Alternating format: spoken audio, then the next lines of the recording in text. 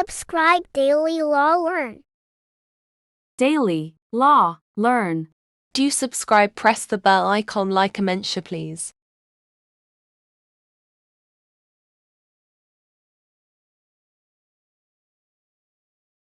अस्सलाम वालेकुम everyone. Part first में हमने फ़र्स्ट इंटीमेशन का कंप्लीट प्रोसीजर डिस्कस किया था और आज हम डिस्कस करने वाले हैं बार वोकेशनल कोर्स को, लॉ गेट को और उसके बाद मोस्ट इम्पॉर्टेंट सेकंड इंटीमेशन का प्रोसीजर विद डॉक्यूमेंट्स डिटेल। और ये डिस्कशन भी वैसे ही इम्पॉर्टेंट है जिस तरह पार्ट फर्स्ट की डिस्कशन थी, क्योंकि हमारी जो डिस्कशन थी वो काफ़ी लंबी हो गई थी, तो इसलिए फिर उसको दो पार्ट्स में मुझे डिवाइड करना पड़ा। फर्स्ट पार्ट में फ़र्स्ट इंटीमेशन की कंप्लीट डिटेल है आपकी क्यूरीज के साथ, और ये सेकंड पार्ट है जिसमें हम बार वोकेशनल कोर्स या 6 मंथ का जो आपका रेस्टिंग पीरियड है उसको डिस्कस करने वाले हैं, और उसके साथ ही सेकंड इंटीमेशन को कंप्लीट डिस्कस करने वाले हैं विद योर क्यूरीज। तो इससे भी आपने बहुत ध्यान से सुनना है ताकि आपको समझ आ सके कंप्लीट प्रोसीजर की, और जो भी आपके क्वेश्चन हैं उनके आंसर भी आपको मिल सके। फर्स्ट इंटीमेशन के बाद अब हम बात कर लेते हैं बार वोकेशनल कोर्स की, और इसी के साथ साथ आपके जो 6 महीने हैं वेटिंग पीरियड कहते हैं जिसे, या आपकी इंटर्नशिप पीरियड कहते हैं, और उसके बाद हम बात कर लेते हैं लॉ गेट की। देखिए, बार वोकेशनल कोर्स क्या है, ये कौन करवाता है, इसका क्या मकसद है और ये कहाँ करवाया जाता है, इन सवालात के मैं जवाब दे देती हूँ। जो बार वोकेशनल कोर्स है वो न्यू एंट्रीज को करवाया जाता है। जैसे पहले हम इंटर्नशिप करते थे 6 मंथ की, बिल्कुल उसी तरह अब बार वोकेशनल कोर्स करवाया जाता है। बार वोकेशनल कोर्स बिल्कुल ऐसे ही है जैसे हम पहले 6 मंथ की इंटर्नशिप करते थे अपने किसी सीनियर के अंडर, ठीक है, और वहाँ पे हम केसेस की एक लिस्ट बनाते थे।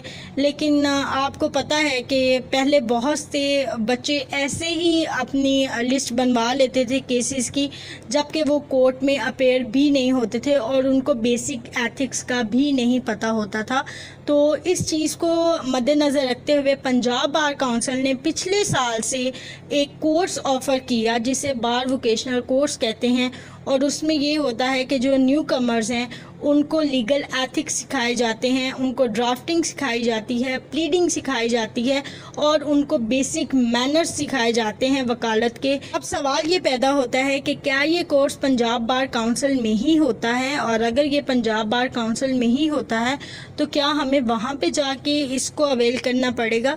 तो ऐसा नहीं है। पंजाब बार काउंसिल ने ये हदायत की है तमाम बार्स को कि वो अपने अपने सिनेरियो में रहते हुए इस कोर्स को ऑफ़र करें, और इसके अलावा जो भी इसकी रिक्वायरमेंट होती है वो हर बार की अपनी होती है, ठीक है। वो हर बार ने आपको बताना है कि कैसे आपने एप्लीकेशन सबमिट करवानी है, क्या इसका कंप्लीट प्रोसीजर है और कैसे आपने इसमें इनरोल होना है, वो आपकी कंसर्न बार आपको बताएगी, क्योंकि हर बार का अपना तरीका होता है और हर बार की अपनी प्लेस होती है जहाँ पे वो इस कोर्स को करवाते हैं, ठीक है। दूसरी बात ये है कि वो खुद से आपको इस कोर्स में नहीं जो है आपका नाम डालते, आपको जाके बताना पड़ता है कि मैंने ये कोर्स अवेल करना है या मैंने भी ये कोर्स करना है, ठीक है।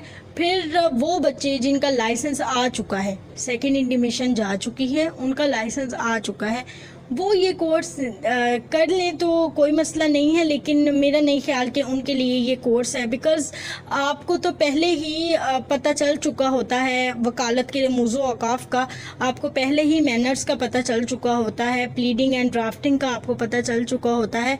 तो ये जो कोर्स है इसमें जाके आपने क्या करना है, वो जो ये कोर्स है ये उन्हीं बच्चों के लिए है जो बिल्कुल न्यू कमर्स होते हैं, बिल्कुल उन्होंने स्टार्ट लिया होता है अपने प्रोफेशन का, तो उनको लीगल एथिक्स सिखाए जाते हैं, उनको प्लीडिंग एंड ड्राफ्टिंग और जो भी चीज़ें उस कोर्स में होती हैं वो उनको सिखाई जाती हैं। तो जो भी शख्स 6 मंथ की इंटर्नशिप करके आया है या अपना लाइसेंस लेके आया है तो वो तो ये सब काम करके आया है, ठीक है, उसका तो कोई कंसर्न नहीं है इस तरह के कोर्सेज़ के साथ। लेकिन फिर भी अगर कोई करना चाहे तो इसमें कोई हर्ज नहीं है, आप अपनी बार में जाके पूछ सकते हैं अगर वो आपको अलाउ करते हैं। तो आप ज़रूर करें इस कोर्स को। लेकिन वैसे जो ये कोर्स है वो लॉ ग्रेजुएट्स के लिए है, यानी कि वो बच्चे जिन्होंने अभी रिसेंटली लॉ पास किया होता है और अपनी फ़र्स्ट इंटीमेशन भेजी होती है, ये उनके लिए है।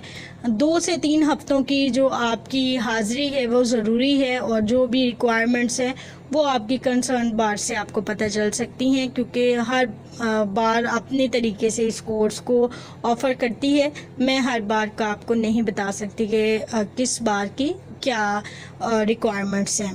तो वो जो 6 महीने का आपका इंटर्नशिप पीरियड था, या आप वेटिंग पीरियड कह सकते हैं सेकंड इंटीमेशन के लिए, उसमें आप बार वोकेशनल कोर्स कर लें या फिर आप अपने किसी सीनियर के अंडर इंटर्नशिप कर लें, तो दोनों ही हेल्पफुल हैं। जो आपको बेहतर लगे आप वो कर सकते हैं। और इन्हीं 6 माह के अंदर अंदर आपको एक टेस्ट देना पड़ता है सेकंड इंटीमेशन के लिए, वो है लॉ गेट का टेस्ट। और आपको पता है उसके लिए आपको 50% पासिंग मार्क्स चाहिए होते हैं लाजमी। अभी तक ऐसी कोई खबर नहीं है जहाँ पे ये बताया गया हो कि अगर किसी स्टूडेंट के 50 से कम मार्क्स हैं लॉ गेट में तो उसको लाइसेंस जारी कर दिया है पंजाब बार काउंसिल ने। ऐसा बिल्कुल भी नहीं है। अगर कोई किसी तरीके से 50 से कम मार्क्स वाला बच्चा लाइसेंस इशू करवा भी लेता है तो भी उसका लाइसेंस कभी भी कैंसिल हो सकता है। ये एक रूल है और बच्चों का हुआ भी है। ठीक है, तो कोशिश करनी है आपने कि 50 से 55 के दरमियान आपके लॉ गेट के मार्क्स आ जाएं ताकि आप सेफ जोन में हो। इसके अलावा एक सवाल पूछा गया था कि क्या लॉ गेट को पहली अटेम्प्ट में पास करना ज़रूरी है, या फिर क्या ये ज़रूरी है कि हम लॉ गेट को इन्हीं 6 मंथ्स के अंदर अंदर पास करें। देखिए, लॉ गेट आप पहली अटेम्प्ट में पास नहीं करते तो ऐसा कोई गुनाह नहीं हो जाता, या ये कोई ज़रूरी नहीं है। लेकिन हाँ, मैं ये कहूँगी कि जो लॉ गेट है वो 6 मंथ के अंदर अंदर ही कोशिश करें आप पास कर जाएं। उसकी रीज़न ये है कि लॉ गेट हर 4 माह बाद आता है, यानी कि आप जब पहले इंटीमेशन भेजते हैं तो उसके 4 माह के अंदर अंदर एक दफ़ा लॉ गेट टेस्ट लाजमी आना होता है। ठीक है, उसके बाद जो लॉ गेट टेस्ट आएगा वो आपकी इंटीमेशन के 2 माह बाद आएगा, और 2 माह में आपकी पहली इंटीमेशन कैंसिल भी हो सकती है। तो बेहतर है कि आप वो जो 6 महीने हैं इंटर्नशिप के उसी में ही लॉ गेट पास करने की कोशिश करें, और वो अगर आपकी फ़र्स्ट अटैम्प्ट है तो इससे बढ़ के अच्छी बात तो कोई हो ही नहीं सकती। वैसे ये कोई हार्ड एंड फास्ट रूल नहीं है। आपने अपनी फ़र्स्ट इंटीमेशन सबमिट करवा दी, 6 मंथ्स जो इंटर्नशिप के हैं वो कंप्लीट हो गए, आपके लॉ गेट आपका पास हो गया। नेक्स्ट जो प्रोसीजर है या जो लास्ट प्रोसीजर है वो है सेकंड इंटीमेशन का, और इसके मुतल्लिक बच्चे ज़्यादा कंफ्यूज होते हैं क्योंकि उनको पता नहीं होता हमने कौन से डॉक्यूमेंट साथ लगाने हैं और हमने सेकंड इंटीमेशन कैसे भेजनी है, कैसे हमने अपनी फ़ाइल तैयार करनी है।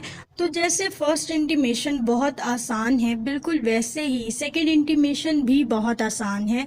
लेकिन होता ये है कि हमें डॉक्यूमेंट्स का पता नहीं होता, और इसलिए हमें लगता है कि शायद सेकंड इंटीमेशन बहुत ज़्यादा मुश्किल है। तो सबसे पहले मैं आपके साथ डॉक्यूमेंट्स की डिटेल शेयर कर देती हूँ, और उसके बाद मैं सेकंड इंटीमेशन का प्रोसीजर बता दूंगी। 2 प्रोसीजर हैं, एक वो है जो आप खुद फॉलो करते हैं और दूसरा प्रोसीजर है जो कि नहायत आसान है। पहले वाला मैं आपको बता देती हूँ डॉक्यूमेंट्स की तफसील के साथ, और उसके बाद लास्ट पे हम सेकंड वाला जो मेथड है उसको डिस्कस कर लेंगे। सेकंड इंटीमेशन के लिए जो डॉक्यूमेंट्स हमें रिक्वायर्ड होते हैं उसमें सबसे पहले आपके आईडी कार्ड की 2 कॉपीज़ हैं।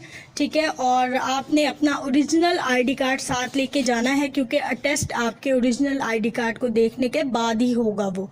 ठीक है, फिर होता है फॉर्म ए जो कि इनरोलमेंट के लिए होता है, जिसे एप्लीकेशन फॉर इनरोलमेंट कहते हैं।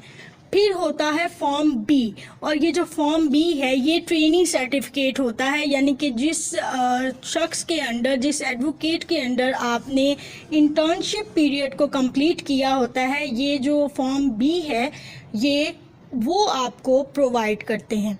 फिर एक डॉक्यूमेंट होता है अंडरटेकिंग का, और ये आपकी बार प्रोवाइड करती है आपको, और वो ये बताती है कि आप इस बार के अंडर इनरोल हो रहे हैं पंजाब बार काउंसिल में। फिर जो आपके पास एक और डॉक्यूमेंट आपको चाहिए होता है वो होता है जी सर्टिफिकेट ऑफ एडवोकेट। ठीक है, 2 एडवोकेट्स के सर्टिफिकेट आपको चाहिए होते हैं एडवोकेट ऑफ हाई कोर्ट के। नेक्स्ट आपको 2 एफिडेविट जमा करवाने पड़ते हैं। एक में आप ये बताते हैं कि आपकी कोई क्रिमिनल प्रोसीडिंग नहीं है और दूसरे में आप ये बताते हैं कि आप किसी भी गवर्नमेंट जॉब में इंडल्ज नहीं है। ठीक है, ये 2 सर्टिफिकेट आपको चाहिए होते हैं। इसके अलावा 2 कॉपीज लगेंगी आपके लॉ गेट के रिजल्ट कार्ड की और साथ ही आपका पासवर्ड रिक्वायर्ड होता है जो आपने फर्स्ट इंटीमेशन भिजवाई होती है उसका। और लास्ट में जो आपको जमा करवाना होता है वो 20 केसेस की लिस्ट है। ये वो केस होते हैं जिसमें आप 6 महीने के अंदर अंदर अपने सीनियर के साथ अपेयर हुए होते हैं या आपने इंटर्नशिप की होती है। ये उनकी डिटेल होती है या आप कह सकते हैं ये उनका प्रूफ होता है आपकी इंटर्नशिप का। इसके बाद हमें चाहिए होती हैं 2 पासपोर्ट साइज हमारी पिक्चर प्रोफेशनल ड्रेस में ब्लू बैकग्राउंड के साथ और आपकी फर्स्ट इंटीमेशन की जो एप्लीकेशन है वो और साथ आपकी फी डिपॉजिट की जो स्लिप है वो भी। ये वो तमाम डॉक्यूमेंट्स हैं जो आपको चाहिए होते हैं सेकंड इंटीमेशन के लिए। इसी की ही फाइल बनती है और जब भी आपने इन डॉक्यूमेंट्स को अटेस्ट करवाने लेके जाना है साथ अपने ओरिजिनल डॉक्यूमेंट्स लाजमी लेके जाने हैं और इसी के साथ ही आपने फर्स्ट इंटीमेशन की एप्लीकेशन भी साथ लेके जानी है और जो फ़ी डिपॉजिट की स्लिप है जो आपने फ़ोटोकॉपी करवा के रखी है वो भी साथ लेके जानी है। अब हम बात कर लेते हैं फ़ीस की और ये जो फ़ीस होती है ये आपकी एज वाइज होती है। 24 साल की उम्र तक 18,000 समथिंग है, 25 साल की उम्र से 25,000 समथिंग है एंड सो ऑन, ये बढ़ती जाती है। और जो फ़ी की डिटेल होती है वो आपकी फॉर्म ए में लिखी होती है और फ़ी आपने जो जमा करवानी होती है वो इनरोलमेंट फ़ी होती है, बेनवोलेंट फंड होता है, जर्नल फंड होता है, ग्रुप इंश्योरेंस होता है, पीएलजी सब्सक्रिप्शन की फ़ी भी अंदर ऐड होती है, identity card fee, certificate fee, degree verification, building fund and lawyer welfare fund. ठीक है, ये किसी की 1000 हो जाती है, किसी की 4000 हो जाती है, तो इस तरह डिफरेंट होती है ये फ़ी। आपको आपकी एज के हिसाब से पता चलेगी आपकी बार से या आप किसी भी एडवोकेट से जाके पूछ सकते हैं, आपको वहां से पता चल जाएगी। जब आप ये प्रोसीजर कंप्लीट कर लेते हैं और अपने डॉक्यूमेंट्स को अटेस्ट वगैरह करवा लेते हैं तो आपकी एक फ़ाइल कंप्लीट हो जाती है।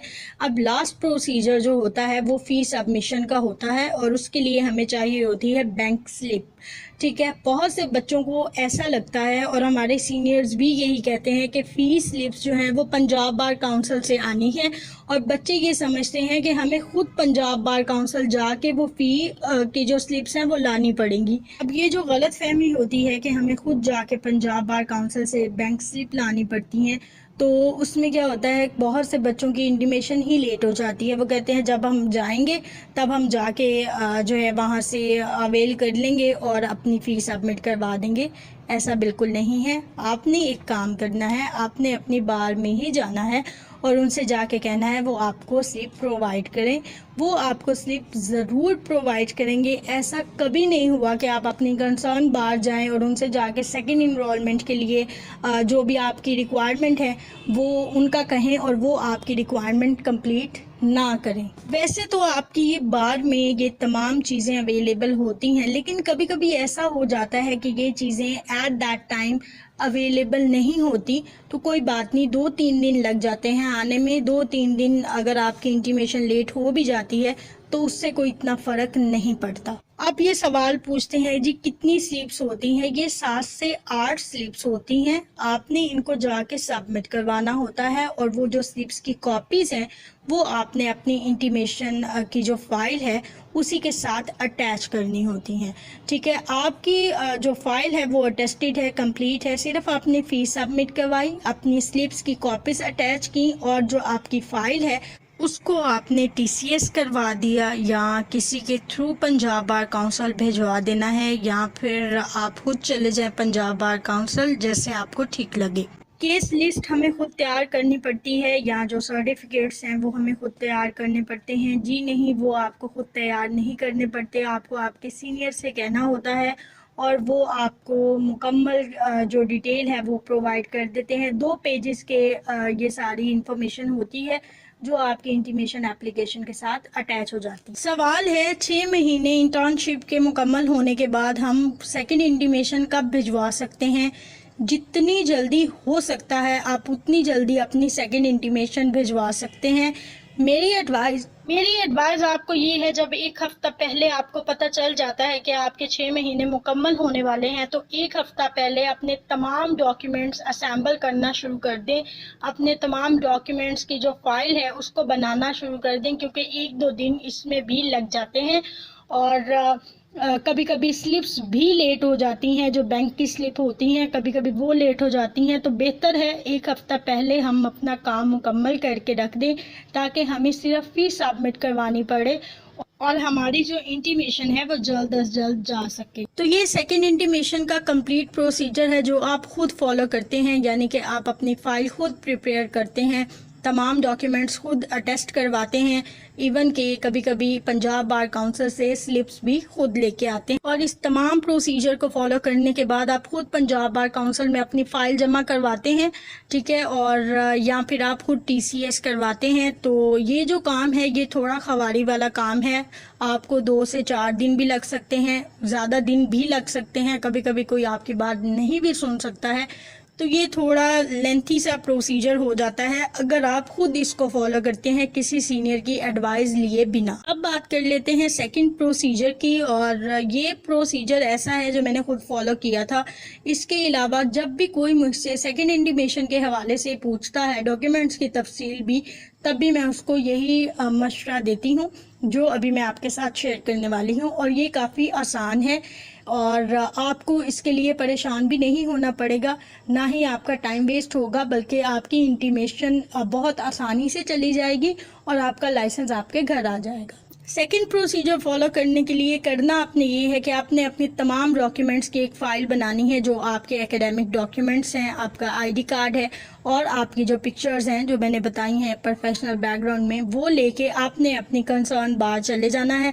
वहाँ पे जाके आपने अपने सीनियर से बात करनी है सेकंड इंटीमेशन के हवाले से। वो आपको रेफ़र कर देंगे क्लर्क को, और जितना भी प्रोसीजर मैंने आपको बताया है ये सारा काम आपको क्लर्क करके देगा।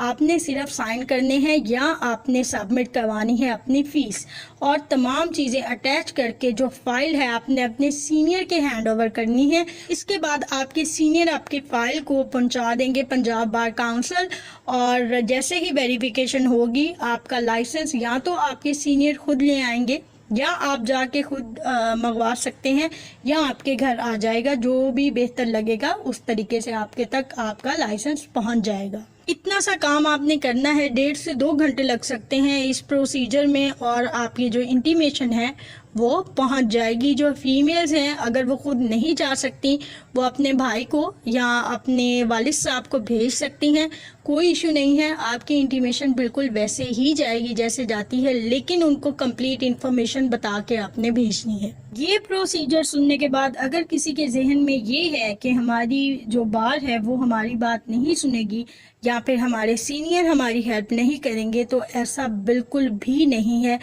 ऐसा 110% नहीं है। आपकी बार भी आपकी बात सुनेगी, आपके सीनियर भी आपकी हेल्प करेंगे।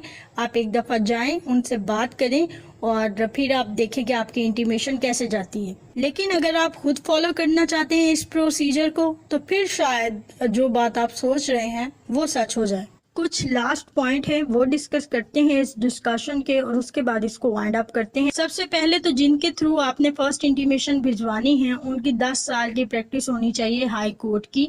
अगर 10 साल की प्रैक्टिस नहीं होती है तो इसके आसपास उनकी प्रैक्टिस होनी चाहिए, ठीक है। अगर इससे कम है तो आपकी इंटीमेशन जो है वो रिजेक्ट हो सकती है। क्या ये ज़रूरी है कि हम सेकंड इंटीमेशन भी उन्हीं सीनियर के थ्रू भिजवाएं जिनके ज़रिए हमने अपनी फ़र्स्ट इंटीमेशन भिजवाई है? जी नहीं, ऐसा ज़रूरी नहीं है। आप फर्स्ट इंटीमेशन किसी के ज़रिए भिजवा सकते हैं, और सेकंड इंटीमेशन अगर आप किसी और के ज़रिए भिजवाना चाहते हैं तो इसमें कोई इशू नहीं है। क्या ये ज़रूरी है कि हमें 6 माह बाद ही अपनी सेकंड इंटीमेशन भिजवानी चाहिए? जी बिल्कुल, ये ज़रूरी है। अगर आप अपनी सेकंड इंटीमेशन भिजवाने में ज़रा सी ताख़ीर करते हैं तो आपकी फ़र्स्ट इंटीमेशन कैंसिल हो जाएगी या वो ख़त्म हो जाएगी। तो ये था कंप्लीट डिटेल प्रोसीजर आपके फ़र्स्ट इंटीमेशन से लेके आपके लाइसेंस आने तक का। इससे ज़्यादा डिटेल में मैं आपको नहीं समझा सकती थी, ना ही मैं बता सकती थी। मैंने पूरी कोशिश की है, जो भी सवालात आपके जहन में आ सकते हैं या जो मुझसे पूछे गए हैं, मैं उन तमाम के तमाम क्वेश्चंस के आंसर तसल्ली से दे सकूं ताकि आपको समझ आ सके। फिर भी कोई सवाल रह जाता है तो आप मुझसे पूछ सकते हैं या फिर आप इसी अपनी के साथ कंसर्न हम बार से अपनी जो जाके है आज इंफॉर्मेशन की ले सकते डिस्कशन, आज का पूरा प्रोसीजर है, ख़त्म करते हैं। अगर इससे रिलेटेड आपको कोई भी क्वेश्चन हो तो आप पूछ सकते हैं। आपने ये वीडियो पूरी देखनी है, समझनी है, अपने दोस्तों के साथ भी शेयर करनी है और मुझे भी सब्सक्राइब कीजिए। थैंक यू, अल्लाह हाफ़िज़। मुलाकात होगी न्यू वीडियो के साथ, तब तक जुड़े रहिए मुझसे।